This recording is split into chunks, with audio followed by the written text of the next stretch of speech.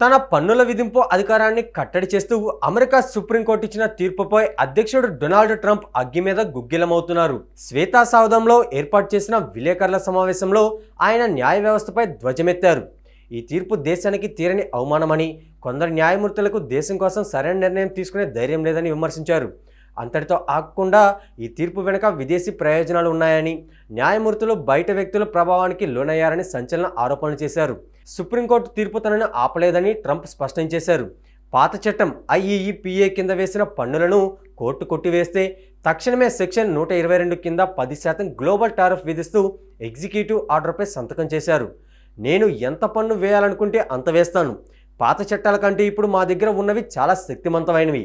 అవసరమైతే ఏ దేశంపైనైనా వాణిజ్యం దిగ్బంధం విధిస్తాను.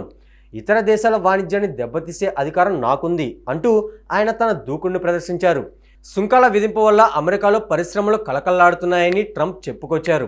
జార్జియాలోని ఒక స్టీల్ ప్లాంట్ యజమాని తను కలిసి సార్ మిమ్మల్ని ముద్దు పెట్టుకోవాలని ఉంది అని అన్నారని ఆయన గుర్తు చేసుకున్నారు. విదేశీ వస్తువుల దిగుమతి ఆగిపోవడంతో అమెరికాలో నిరుద్యోగం తగ్గిందని, స్టాక్ మార్కెట్ 50,000 మార్కును దాటిందని ఆయన గర్వంగా ప్రకటించారు. సుప్రీంకోర్టు తీర్పుతో గతంలో వసూలు చేసిన సుమారు $175 బిలియన్ పన్ను ఆదాయం ఇప్పుడు అనిశ్చితిలో పడింది.